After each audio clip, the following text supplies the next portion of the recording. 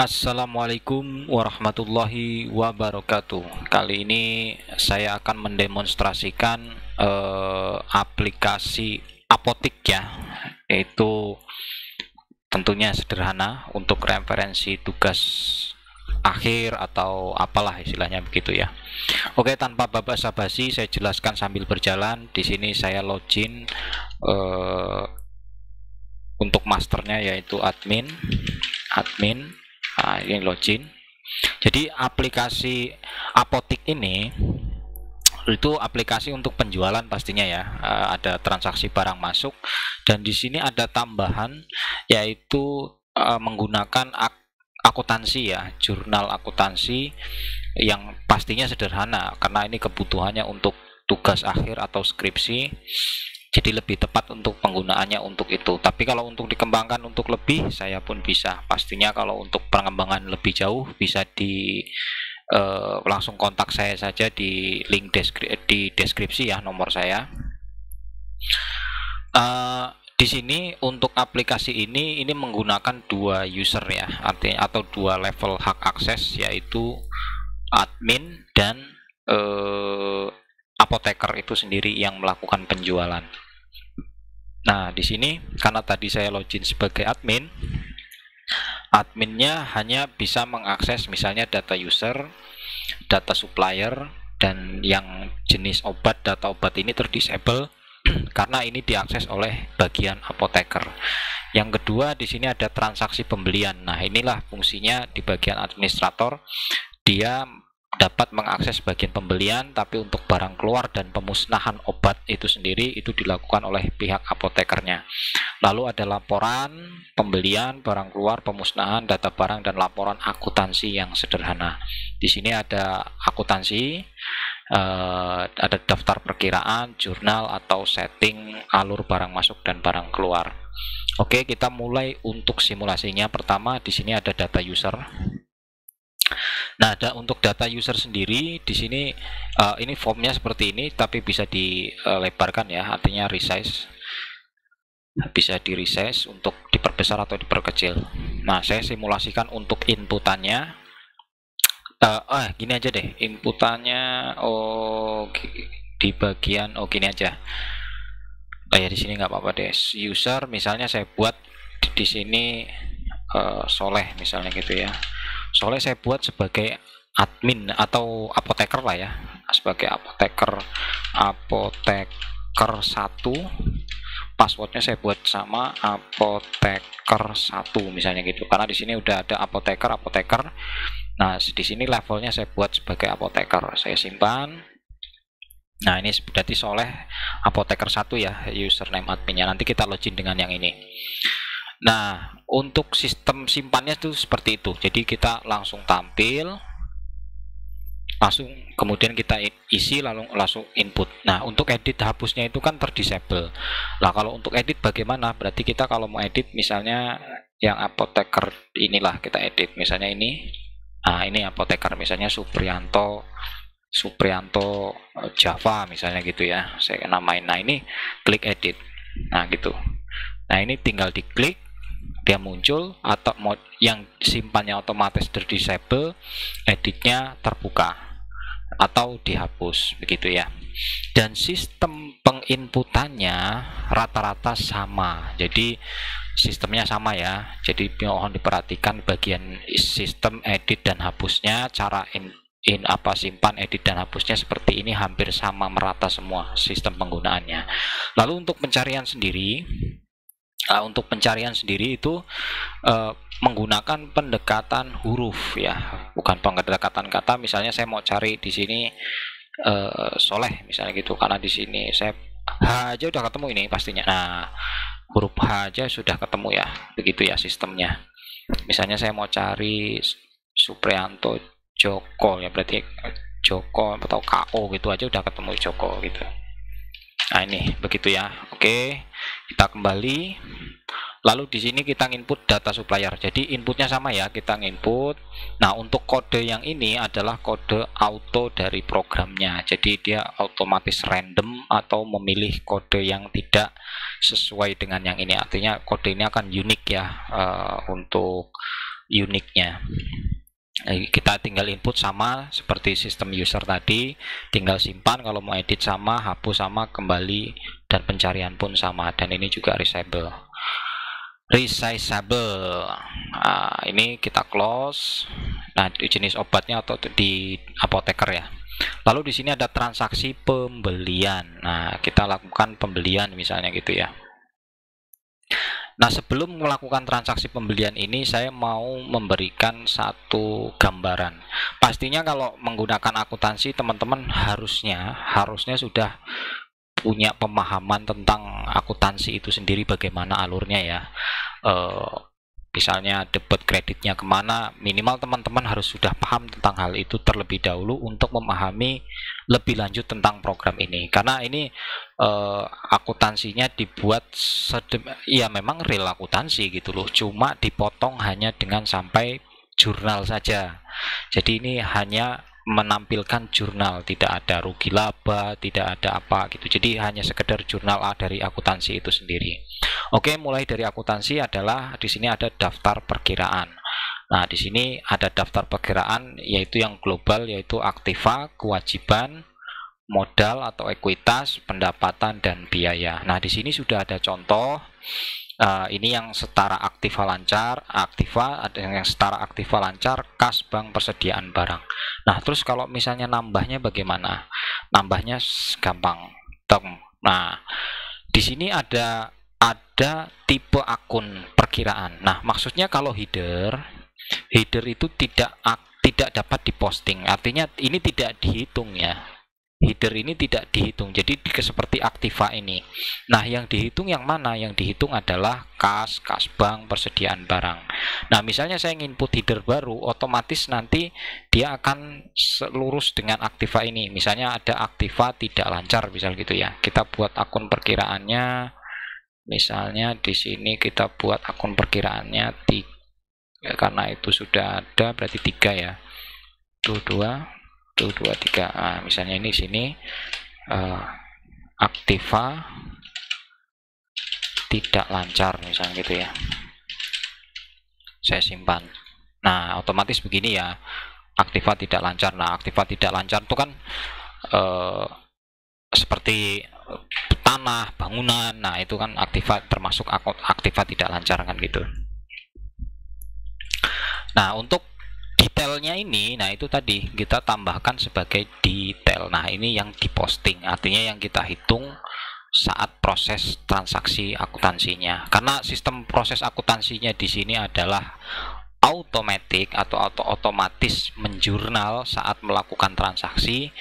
Jadi ini sudah kita sediakan akun-akunnya dan bisa nanti disetting. Nah, begitu juga sama dengan kewajiban, dengan modal, dengan pendapatan, dengan biaya. Nah, di sini kewajiban nggak ada karena tidak ada sistem hutang di sini ya. Tidak ada sistem hutang. Nah, di sini ada modal. Jadi laba tahun jalan, modal pemilik. Tapi ini juga nggak perlu juga dalam sistem ini karena dia hanya untuk menjurnal saja. Nah, pastinya yang dijurnal apa? Yaitu pendapatan dan biaya, harga pokok penjualan atau HPP-nya. Begitu. Oke teman-teman, semoga teman-teman paham ya, karena di dalam akuntansi ini jujur saja perlu istilah kata kuliah sendiri ya, artinya bukan kuliah sendiri, artinya perlu pemahaman sendiri, perlu teman-teman memperdalam tersendiri bagaimana cara menjurnal dalam akuntansi. Jadi teman-teman juga harus punya hitungan manualnya kalau menjurnal dalam akuntansi itu seperti apa. Misalnya kita melakukan penjualan, apa saja akun yang dijurnal. Begitu. Oke teman-teman, saya rasa ini sudah cukup. Kalau memang teman-teman perlu pemahaman lebih khusus, bisa kontak saya di bawah gitu ya. Oke, kita kembali. Nah, di sini ada jurnalnya. Nah, setelah daftar perkiraan yang di jurnal. Nah, ini yang dimaksud. Karena di sistem ini hanya untuk jurnal akuntansi saja. Jurnalnya saja. Jadi tidak, setelah jurnal ini kan ada buku besar, ada neraca, ada laba rugi, kan gitu. Kalau untuk lengkapnya ya, karena di sini hanya untuk tugas akhir skripsi, jadi dibutuhkan hanya untuk jurnalnya saja. Nah, yang pastinya yang di sini karena hanya penerimaan barang dan penjualan barang, artinya di sini hanya 3 kemungkinan besar yang digunakan, yaitu kas, pendapatan penjualan, persediaan barang, dan harga pokok penjualan yang akun yang terkait dengan aplikasi ini. Oke, lanjut. Jadi nanti saat saat melakukan transaksi di sini, pembelian misalnya gitu ya, pembelian otomatis nanti akan menjurnal. Teman-teman lihat di sini ada ini kode ID akhirnya 22 ya. Nah, ini kode, dan di sini ada kode transaksi dari pembelian atau penjual atau barang keluarnya. Di sini ada transaksinya. Ini kode transaksinya, tanggal berapa, kode akunnya, apa yang diposting, kan gitu. Oke, kita kembali. Kita teman-teman lihat ini di 22 ya. Nanti pastinya akan berubah juga ya. Kalau saya melakukan transaksi di sini nanti dia akan menambah. Oke. Lalu di sini ada setting. Nah, disinilah yang lebih akurat ya. Alur barang masuk. Nah, transaksi barang masuk ini dalam alur akuntansi yang dipakai apa aja. Ini kan dari jurnal yang kita posting tadi ya. Ini keseluruhan ya. Kalau tadi kan di bagian daftar perkiraan itu, ini kan aktiva, kewajiban, liabilitas terpisah ya, artinya posisinya terpisah. Nah, saat melakukan setting kita bisa melihat semuanya. Misalnya di sini klik persediaan barang. Nah, berhubung waktu melakukan transaksi barang masuk, debitnya itu, jadi nilai debitnya itu adanya, kita masukkan ke persediaan barang yang kreditnya kas, karena kasnya harus dikredit, karena kasnya otomatis karena kita beli barang otomatis kas berkurang, persediaan barang bertambah, jadi nilai persediaan barang bertambah gitu. Nah, di sini kita bisa melihat dari sebetulnya kalau akuntansi yang real gitu ya, di sini ada posisi saldo dari si masing-masing akun. Tapi karena di sini tidak memerlukan hal itu, karena begini fungsinya yang utama adalah di bagian jurnal akuntansi, jadi tidak memerlukan posisi saldo akhir. Jadi misalnya kas ini sekarang posisi saldonya berapa, persediaan barang posisi saldonya berapa. Nah, itu harusnya ada itu, tapi karena hanya jurnal jadi nggak perlu. Karena posisi saldo itu biasanya ada di bagian buku besar. Begitu teman-teman. Nah, ini setting alur buku besar, jadi pemahamannya gampang ya. Yang di debit, yang berarti kalau misalnya kita melakukan transaksi barang masuk, yang berkurang itu pasti kita karena beli barang, jadi kan yang keluar duit kas otomatis gitu. Ya, ini yang kredit di kas, yang nambah apa nih di sisi kita? Yang nambah adalah persediaan barang, begitu. Oke, lanjut ke bagian alur barang keluar. Nah, barang keluar ini agak spesifik. Saat nama formnya adalah transaksi penjualan, nah ini bagian keuangannya apa yang diedit. Jadi kalau transaksi penjualan itu yang diupdate ada 2 pasangan akun. 2 pasangan ya, 2 pasang. Artinya ini satu berarti 1 pasang. Ini 1 berarti ini 1 pasang. Ya, yang pertama diupdate adalah bagian keuangan. Nah, pertama diupdate keuangan tuh maksudnya begini. Pertama, waktu kita melakukan penjualan barang, otomatis yang duit kas kita bertambah atau tidak? Pastinya bertambah, karena kita melakukan penjualan, kita menerima uang dari si pembeli, uang kas kita akan bertambah, artinya kas kita di debit posisinya. Nah, yang berkurang apa pasangannya? Karena akuntansi itu syaratnya harus balance. Jadi antara jumlah debit dan kredit harus sama gitu ya. Apa yang dikurangi? Yaitu pendapatan penjualan. Gitu ya. Nah, pendapatan penjualan ini, ini kok pendapatan penjualan dikredit, tapi kok nilainya berarti kan harusnya pendapatan penjualan itu bertambah karena kita mendapat pendapatan penjualan. Nah, ini udah debit kan, udah kas kita kan udah bertambah. Lah kok pendapatan penjualan kok berkurang? Harusnya nambah dong, karena kan kita melakukan penjualan. Betul tidak? Saya ulangi, kalau kita melakukan penjualan, yang bertambah kan kas, karena duit kita bertambah. Nah, di sini kok pendapatan penjualan adanya di kredit. Kenapa? Ingat teman-teman, dalam posisi akun ada yang istilahnya, misal contoh, kita kembali ke bagian daftar perkiraan. Nah, di sini ada keterangan, ada normalnya lah ya. Aktiva itu akan bertambah jika posisinya ada di debit. Aktiva, dia akan nilai kas ini akan berkurang kalau posisinya ada di kredit. Nah, sekarang kita lihat di pendapatan. Nah, di pendapatan itu normalnya yang bertambah jika ada postingan akun ditaruh di kredit otomatis bertambah. Jadi bertambahnya itu posisinya di kredit, berkurangnya adanya di debit. Nah, ini jadi dalam akuntansi itu ada sistem normal. Nah, kalau biaya itu di plus, di debitnya di plus, plusnya di debit, minusnya di kredit. Pendapatan plusnya di kredit, minusnya di debit. Modal sama plus. Jadi yang paling berbeda di antara akun ini adalah pendapatan. Gitu. Jadi pendapatan itu kalau pembelajaran umumnya itu adalah kantong sementara dalam satu status akuntansi ya. Jadi dia bertambahnya di bagian kredit. Nah, itu sebenarnya ini bertambah. Nah, ini alur barang keluar. Sebenarnya ini bertambah karena ditaruh di kredit, jadi statusnya nanti akan bertambah, bukan berkurang. Begitu ya. Nah, saat penjualan, ini kan baru masalah keuangan. Ini kan baru masalah keuangan yang kita jurnal, ya kan? Lalu, apakah saat kita menjual barang kita tidak berkurang? Pastinya berkurang dong. Nah, berkurangnya itu kan pasti persediaan barang yang berkurang kan? Yang berkurang itu persediaan barang. Nah, karena hukum akuntansi harus balance, lah terus debitnya di mana? Nah, debitnya adalah harga pokok penjualan. Begitu teman-teman. Oke teman-teman, ini hanya sekilas tentang akuntansi. Semoga teman-teman bisa paham.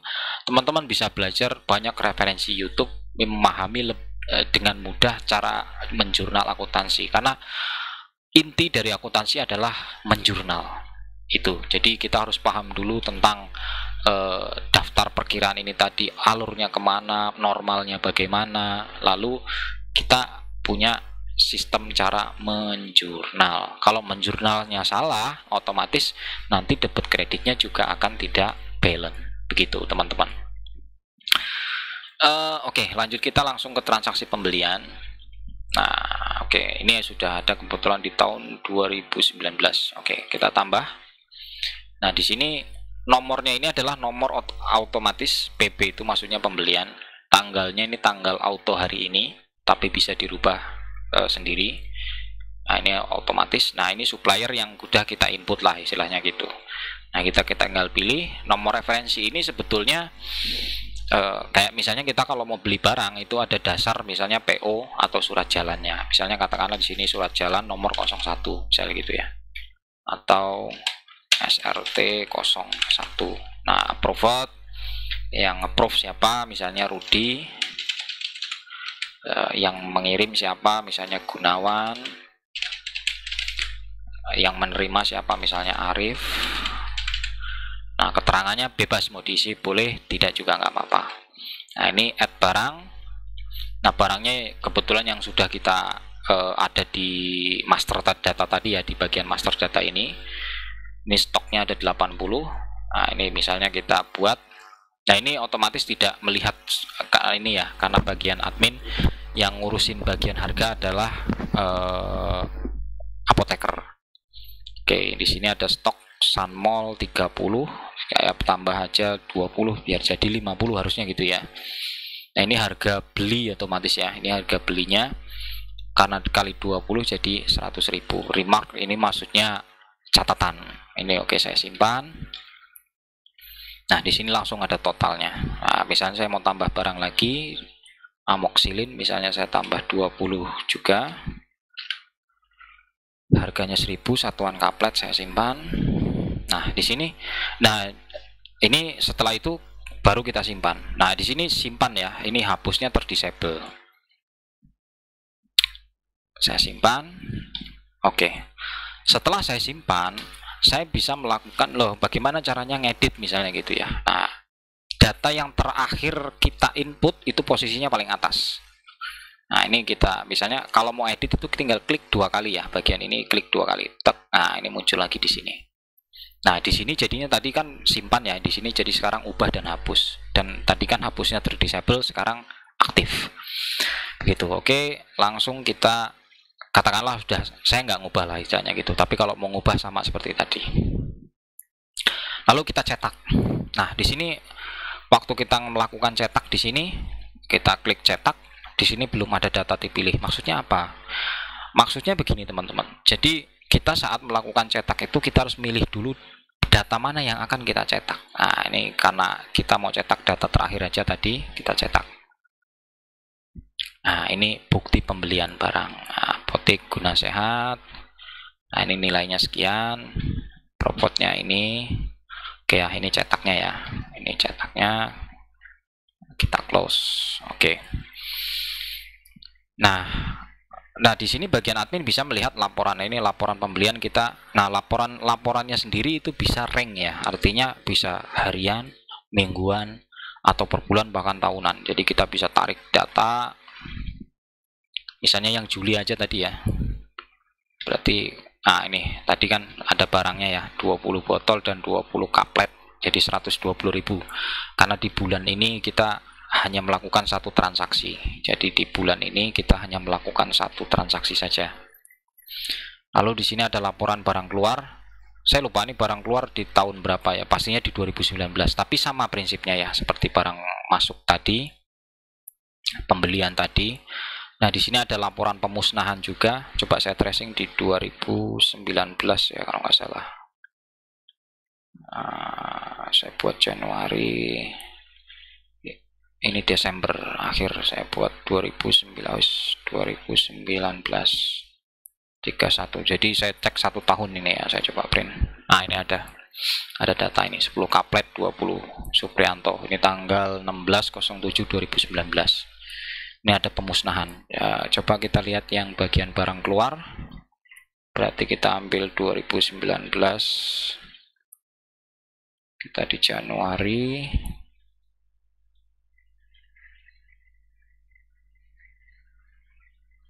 Desember 31 kita cetak. Nah, ini ada laporan pengeluaran barang. Oke, lalu di sini ada laporan data barang. Ini maksudnya adalah ini stok opnam ya, ada in out, ada barang masuk, barang keluar, dan dimusnahkan berapa dan stoknya berapa gitu ya.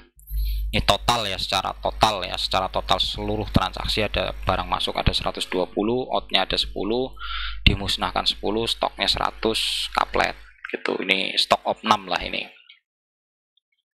Lalu di sini ada laporan daftar perkiraan yang tadi ya kita posting ya. Di sini ada laporan jurnal 01 sampai 31. Nah, kita buat sampai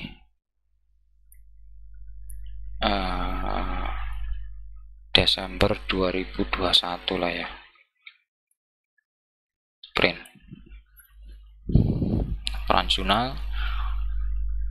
Oh sorry, ini error cetak pembayaran karena kita belum posting. Saya ini masih data lama. Ini saya masih data lama laporan jurnalnya. Sorry, di sini jurnalnya ini masih pakai data lama karena belum, harusnya tutup buku lah kalau per tahun ya, karena ini contohnya ada beberapa data. Nah, di sini kita bisa tarik nanti yang bagian yang ini saja, yang 2019, karena ini nanti data dihapus saja, karena seharusnya kalau dalam sistem akuntansi itu ada sistem tutup buku ya, jadi per tahun itu ada tutup bukunya gitu loh, tutup tahun lah. Nah, ini sekarang kita ambil data jurnal yang 2021. Nah ini tadi yang transaksi terakhir kita ini di persediaan barang, debit 120.000, kasnya 120.000 kredit. Ini transaksi terakhir kita tadi. Nah, di sini kita laporan jurnal berarti nariknya di Januari 2021 ya. Ini masih bisa atau tidak?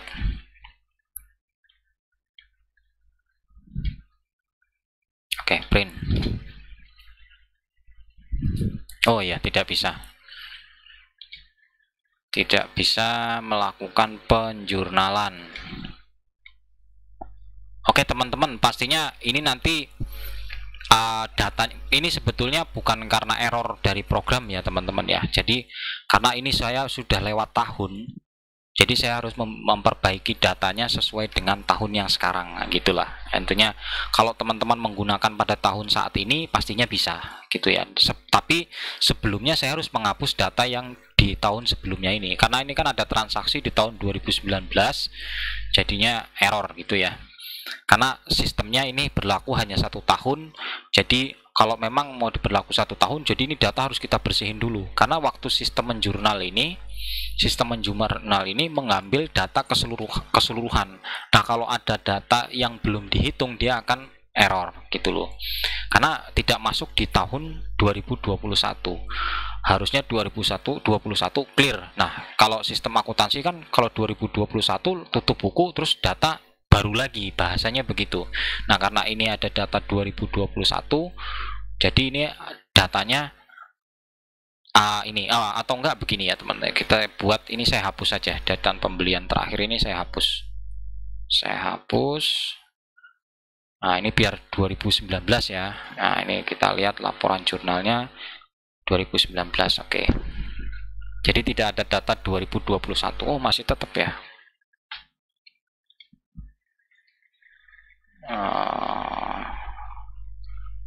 Oh iya ya, benar. Memang nggak bisa teman-teman, karena saya ngambil datanya itu per hari ini. Jadi si sistem akuntansinya itu membaca tahun yang ada di komputer saya. Membaca tahun yang ada di komputer saya itu 2021. Jadi kalau misalnya sekarang 2021 dan kebetulan di sini adalah 2019 datanya, otomatis error ya, karena sudah kelewat tahun lah, bahasanya begitu, sudah kelewat tahun. Ini ada data pembukuannya 2019.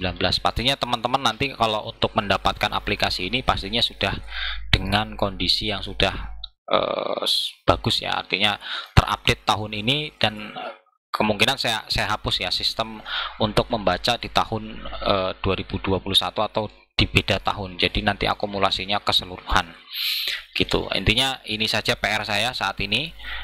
Nanti saya perbaiki, teman-teman nanti akan terima sesuai dengan data yang sudah benar. Lalu datanya ini seperti apa sih? Nah, datanya ya ini, data tampilnya ya seperti ini, jurnal ini ya gitu, data tampilan jurnal ini gitu. Oke teman-teman, lalu kemudian sudah sampai di sini, sudah semua. Lalu kita masuk ke bagian apoteker ya. Nah, kita karena apoteker 1, di sini ada apoteker, apoteker 1. Nah, tadi kita kan sudah buat apoteker baru ya. Kita login. Oke. Nah, di sini baru jenis obat. Nah, sama, ini sistem inputnya sama, jenis obat. Inputnya kalau mau tambah, lalu data obat. Nah, ini tadi ada harga beli, harga jual, ada stok, ada pilih jenis obat, ini muncul di sini. Jadi data master yang jenis obat ini muncul di sini. Gitu ya. Ya, sistem inputnya sama, simpan, edit, hapus sama, pencarian pun sama. Ini juga bisa dilebarkan. Lalu ada data supplier gitu ya. Lalu di sini kita barang keluar. Nah, barang keluar sama ya, sistemnya sama seperti tadi. Barang keluarnya di sini add barang keluar. Lalu di sini kalau mau cetak juga bisa. Nah, ini bukti barang keluarnya. Ini bukti barang keluar atau sebetulnya penjualan. Nah, ini oke. Lalu di sini ada laporan juga, dia bisa ngelihat sama ya. Ini jurnal, dia bisa ngelihat. Itu pemusnahan. Nah, ini pemusnahan. Pemusnahan itu barang-barang yang sudah expired ya, barang-barang yang sudah expired itu dimusnahkan. Nah, ini sistemnya. Oke teman-teman, ini yang bisa saya presentasikan atau yang bisa saya demonstrasikan. Nanti PR saya satu, yaitu hanya menampilkan laporan jurnal tadi. Nanti paling laporan jurnalnya itu tidak perlu pakai apa namanya sistem deteksi tahun yang sekarang gitu ya, karena ini jujur aplikasi sudah lama, yaitu 2019, dan saya baru keingetan dan ada data di arsip saya, lalu saya upload, langsung saya buatkan video. Jadi pembuatan videonya tanpa persiapan sebetulnya gitu. Oke teman-teman, dan untuk nama, penamaan segala macam atau kebutuhan yang lain, atau misal mau dipangkas dari bagian akuntansinya pun bisa. Jadi teman-teman bisa request ke saya melalui nomor telepon yang ada di deskripsi. Semoga aplikasi ini membantu. Wassalamualaikum warahmatullahi wabarakatuh.